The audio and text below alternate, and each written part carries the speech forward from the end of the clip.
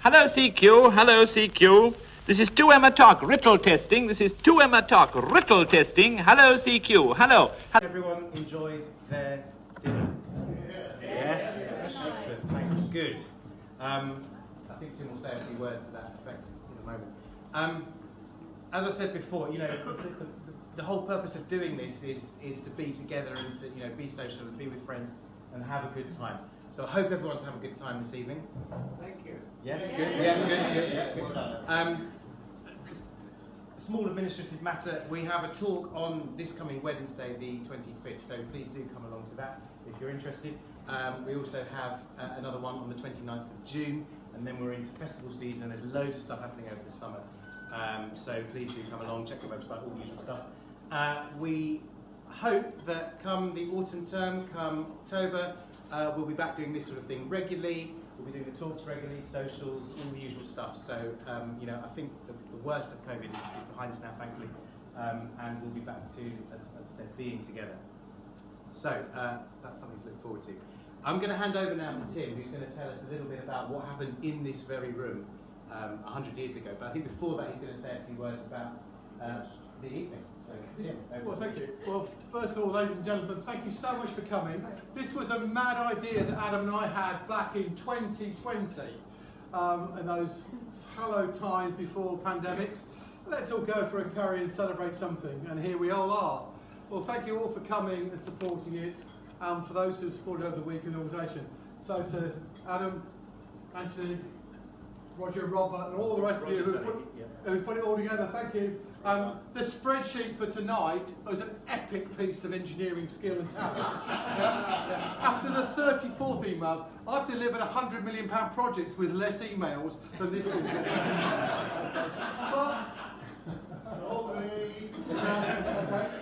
And delivered them over time and over budget, but that's another story. Okay. Well, look, first of all, huge thank you to the team from CSES. This is the Chelmsford Science and Engineering Society evening, which we usurped for this 100th anniversary. But more importantly, a huge thank you to Raj,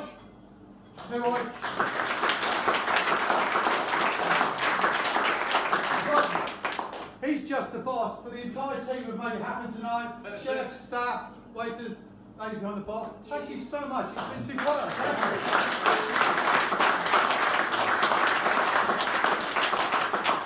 And we may well do this again in 100 years' time, but that's well, look, one of the reasons we're together tonight is to make friends and to communicate and to talk, and that's really where I'm going to lead with just a little bit of a chat. I'd like to introduce you to a friend of mine. Here we are. Always a picture with me. So this is Captain Peter Eckersley. You can see around there. We'll put this at the front so you have a little look. I'll leave it up there for the time being. In this very room, 100 years ago, this man and a small band of engineers, and here they are in glorious Technicolor. Many thanks to the man laying on the floor with the colorisation. It's random, but there we go. So this is the Writtle team. So these were all young men and a young woman who actually were based in Writtle, just down the road at Lawford Lane, in the Marconi Wireless Airborne Telephony Research Group. To all those who are not engineers, which is most of you in this room, let's be honest, that means they were developing radios that could use speech. Because before this, before 1920, before 100 years ago, it was all Morse code. Now, Morse code's great if you're an experienced operator. If the Titanic's sinking, CQD, SOS, please come and save us, and 730 saves. But for all the people here who just want to hear something, it didn't exist. There is no radio and internet. In 1919, this team arrived here by coincidence. Down in the field across the way, there is a hut that is free because it was a Royal Navy Air Service squadron mess. Obsolete, it was empty. The airfield long closed at the end of 1916. They take it over, and this group of young men and one lady come to Writtle to develop the new generation of radios to allow all you lot to go on holiday on your aircraft. Because this is the birth of these people of civilian aviation. Because to fly an aircraft, and I've got a very good friend over there who's a pilot, you need things bit of talent perhaps, but you need radios. You need direction finding. These men and this woman will invent all that here in 1919, 1920. And this building, which today is the very excellent Pakwaan restaurant, but once upon a time, it was called Ye Old Cock and Bell Inn. It's one of the oldest pubs in Writtle. We know this pub was here from 1573. You can do the maths. And indeed, down here, we'll actually pass this round. We've got some images of the pub, and these go back over 120 years. So there you go, that's where you live. You can pass them around the tables. This is the Ye Old Cock and Bell. It's been a coaching inn. It's been a house to house soldiers through several wars.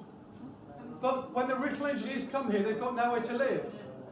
The landlord here from 1892 was Henry Munsey Beeson. And indeed, this lady here, Elizabeth Beeson, is his daughter. His other daughter will marry this man, Edward Trump. They all live here. They live above the building, and when this place is full, two of them live across the road in a house called Theodora. So this becomes the home for the Writtle pioneers who were doing civil aviation. Now that's quite an important story.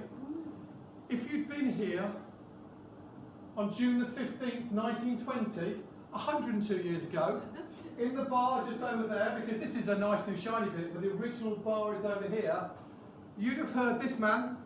This is Edward Trump.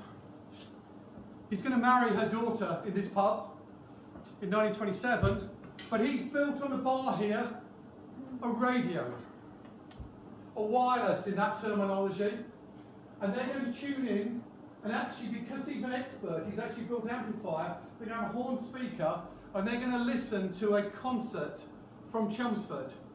Doesn't sound much today, it's 3 miles away, but a very famous singer, Dame Nellie Melba, the biggest star of her age, is going to perform for one night, sponsored by the Daily Mail newspaper, and in this pub, all the inhabitants of Writtle gather in the pub and outside the windows to hear this magical thing called radio, because nobody had ever heard it.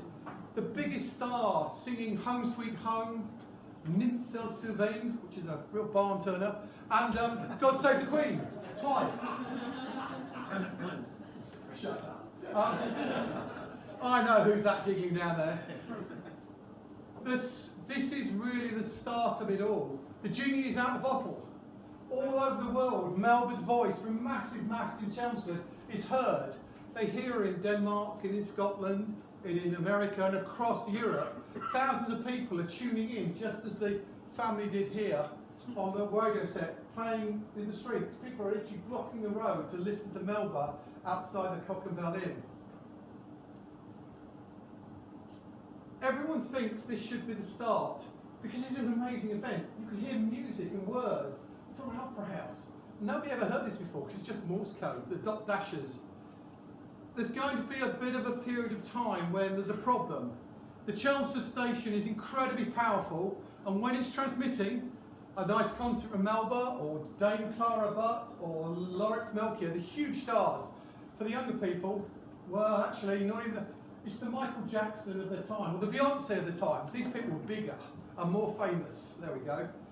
They're singing away, but when they're on air, yes, the whole world listens, but nobody else can use a radio set.